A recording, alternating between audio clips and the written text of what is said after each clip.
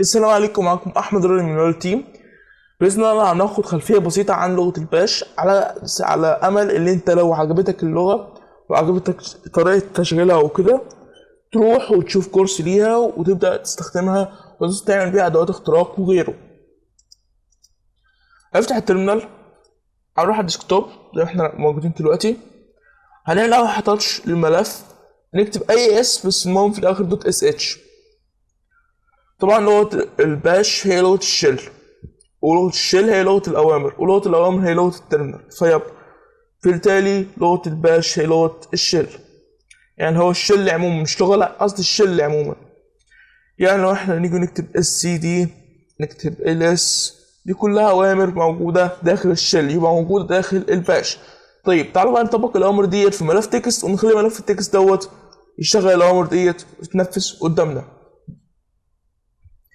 أول حاجة هنعمل ls -l، ما عندوش صلاحية تنفيذية، فاحنا هنديله صلاحية عن طريق change mode use x اسم الملف .sh. وبعدين هنيجي هنا، طبعا انا مش لازم انا بتكلم بسرعة يبقى لا مش كده، يعني عشان تفهموا طبقوا اللي قدامكم وافهموا بالكلام، تمام؟ يعني احفظوا اللي قدامكم بس افهموا الكلام اللي انا بقوله، تمام كده؟ تمام.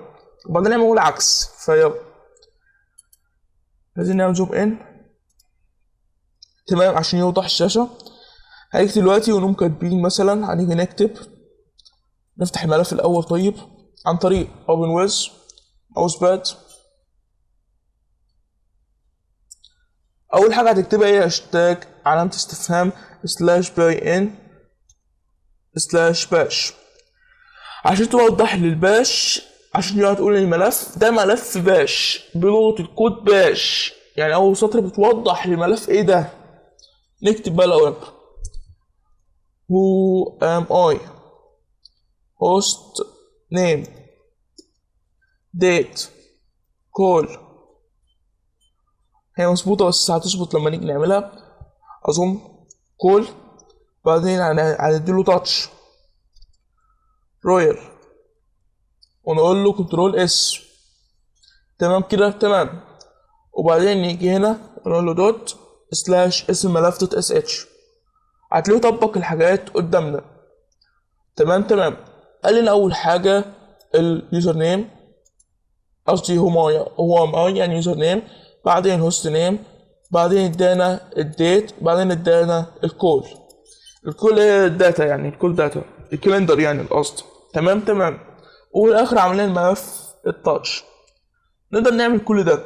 طيب نقدر نعمل مسح للملف ده، نقدر نعمله مسح لكن بدون الترمينال، يعني نقدر نفتح الملف ده يقوم على طول مطبق، نقدر، بس لازم نحدد له مكان الملف، يعني لازم نعمله ديسكتوب.